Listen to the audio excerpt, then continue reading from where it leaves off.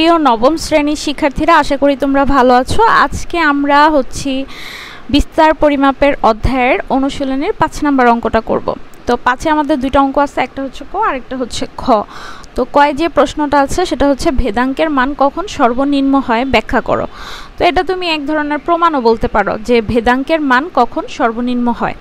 সর্বনিম্ন, তো আমরা প্রথমে উত্তরটা লিখে নিব যে ভেদাঙ্কের মান কখন শূন্য হয়, যখন মানগুলো পরস্পর সমান হয়, তথ্য সারির মান। তারপর আমি বলছি যে কথাটা বলতে কি বোঝায়, কোনো তথ্য রাশির মানগুলো পরস্পর সমান হলেই ভেদাঙ্কের মান সর্বনিম্ন বা শূন্য হয়। কোনো তথ্য রাশির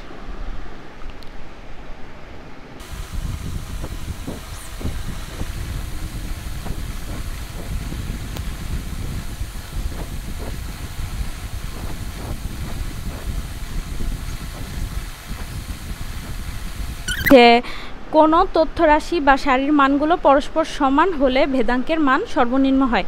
এই কথাটার অর্থ কি? অর্থটা হচ্ছে, ধরো তোমার ক্লাসে 10 জন স্টুডেন্টের, তোমার ক্লাসে 10 জন স্টুডেন্ট বা তোমার সহপাঠী 10 জন, ওরা 10 করে পরীক্ষাতে, ওদের মার্কস হচ্ছে 10-এ পরীক্ষা নিলাম এবং ওরা সকলেই 10-এর মধ্যে 6 পেল, সকলেই 10 জনই। তাহলে ওই মানটাই হবে, ওই ক্ষেত্রে যদি আমি ভেদাঙ্ক বের করি তাহলে সেক্ষেত্রে সর্বনিম্ন মানটা হবে 0। ঠিক আছে, অর্থাৎ সবগুলো মান যখন পরস্পর সমান হবে তথ্য সারির, সবাই 6 পেয়েছে 10-এর মধ্যে। তো এই কথাটাই আমরা এখন প্রমাণ আকারে বিশ্লেষণ করব। ঠিক আছে, যে কিভাবে 0 হয়। তো প্রথমে প্রমাণ করার জন্য আমাদের আমরা কিন্তু উত্তরটা আগে লিখে দিয়েছি। হ্যাঁ, তারপর প্রমাণের জন্য আমরা লিখে নিব যে ধরি। কি লিখব? ধরি কোনো চলক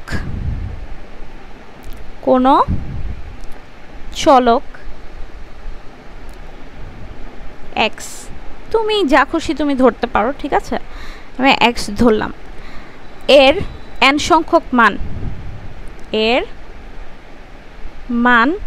বা n সংখ্যক মান, n সংখ্যক মানে যে কোনো সংখ্যা। ধরো আমি 10 জন স্টুডেন্টের কথা বলেছি, তুমি 11 জন দিলা, 12 জন। এই তোমার মনে করো যে প্রথম স্টুডেন্ট। ঠিক আছে, তাহলে x1।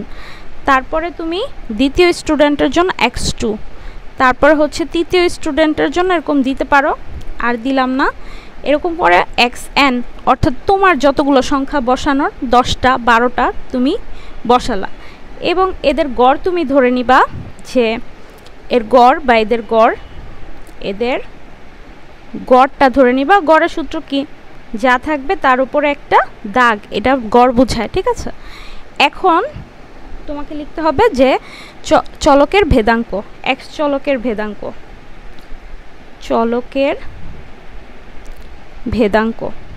ভেদাঙ্কের কিন্তু দুইটা সূত্র বইয়ে দেওয়া আছে, এবং বইয়ে দেখবা যে তুলনাও করতে বলেছে, কোনটা তোমার কাছে সহজ লাগে। তোমার যখন যেটা ভালো লাগবে তুমি সেটা দিয়েই করবা।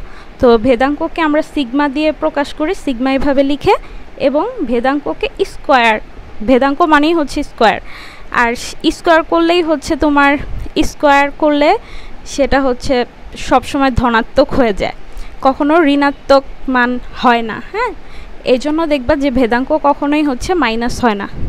তো ভেদাঙ্ক সমান sigma square equals to summation of x I বিয়োগ এক্স, মানে গড়, পরে দাগ হবে, আর এটাকে স্কোয়ার করা লাগবে বাই n। সূত্রটা লিখে নিলাম।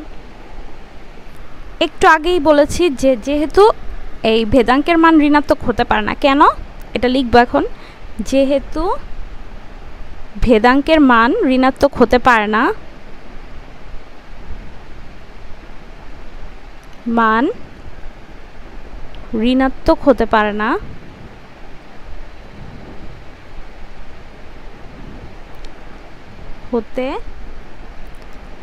এটা কেন একটু আগে বলছি যে স্কোয়ার করলে মানগুলো কিন্তু স্কোয়ারের সাথে মাইনাসটা কিন্তু চলে যায়, তাহলে ঋণাত্মকটা বা মাইনাসটা হবে কিভাবে? হতে পারে না।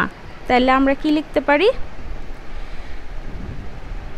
তাহলে সর্বনিম্ন মান তোমার যদি মাইনাস না বের হয়, -1 2 এগুলো যদি না বের হয়, তাহলে সর্বনিম্ন মান কত আসবে? 0 থেকে শুরু হবে। তাই তুমি এখানে লিখবা যে ভেদাঙ্কের সর্বনিম্ন মান হবে 0। সুতরাং ভেদাঙ্কের সর্বনিম্ন মান হবে 0।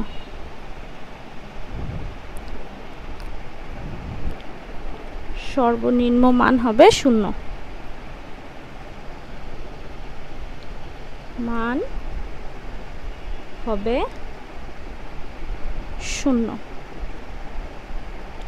ঠিক আছে, এটা লিখে এবার আমরা প্রমাণে চলে যাব।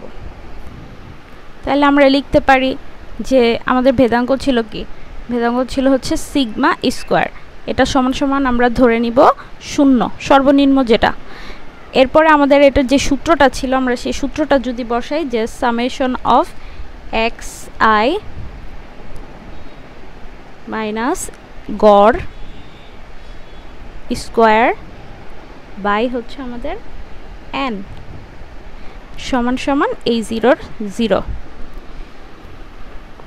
এখানে তুমি একটা বা দিয়ে দাও, তারপর আবার বা।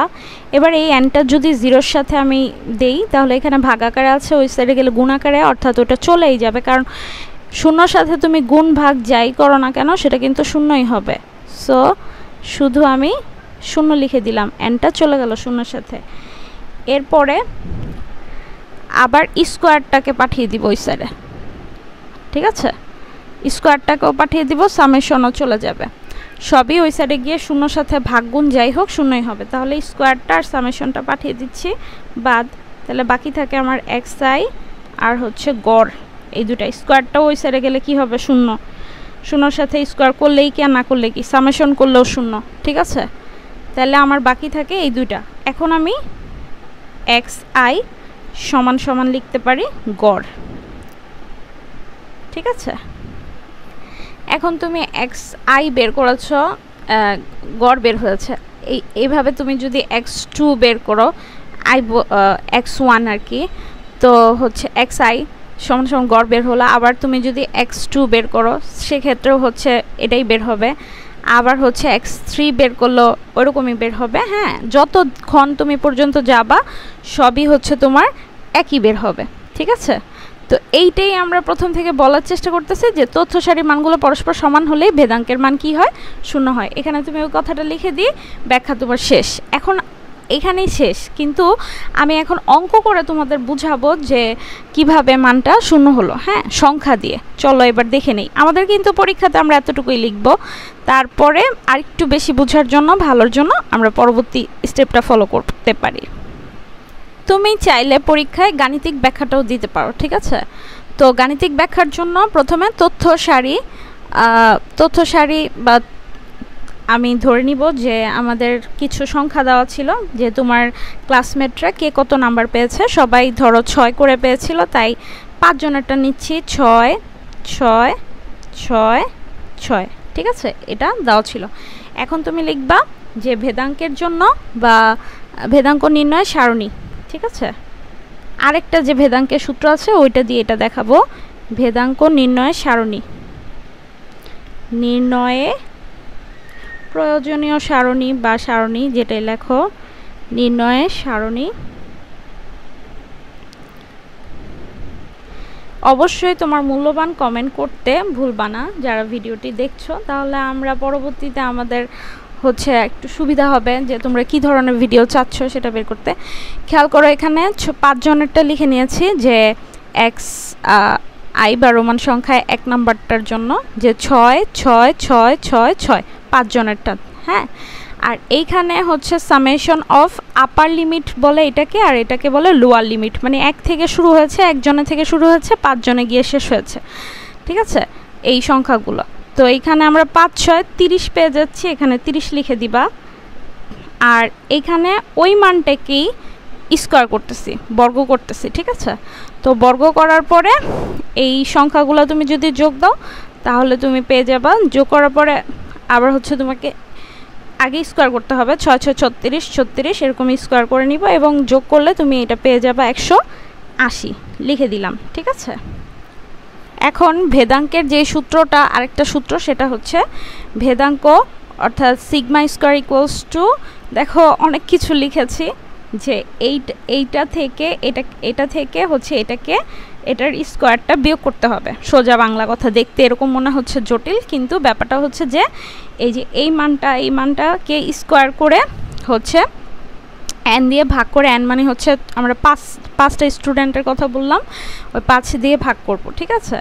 ভাগ করে এটা থেকে বিয়োগ করতে হবে এই যে এই সংখ্যাটা। তো আমরা হচ্ছে লিখে নিচ্ছি যে এটার মান কিন্তু আমরা পেয়েছি 180, আর নিচে হচ্ছে আমাদের 5, আর এইখানে দেখো বাইরে স্কোয়ার, ঠিক আছে? তো যেই মানটাই থাকুক সেটাকে স্কোয়ার করতে হবে। এখানে হচ্ছে 30 পেয়েছিলাম আর হচ্ছে 5 স্কোয়ার আছে কিন্তু, তো এটাকে এটা দিয়ে ভাগ করলে তুমি পেয়ে যাবা 36, আর এখানে তুমি 30কে 5 দিয়ে ভাগ করলে 5 6 30, 6কে স্কোয়ার করলেও কত পাবা? 36। এবং দেখো এই যে ভেদাঙ্কের সর্বনিম্ন মানটা কত চলে আসলো? 0। আশা করি তোমরা বুঝতে পেরেছো, এবং এখানে তোমরা সুন্দর করে লিখে দিবা যে সুতরাং তথ্য সারির মানগুলো পরস্পর সমান হলেই ভেদাঙ্কের মান সর্বনিম্ন বা 0 হবে। এর চাইতে সুন্দর এক্সাম্পল আর হতে পারে না। আশা করি ভিডিওটি তোমাদের ভালো লেগেছে।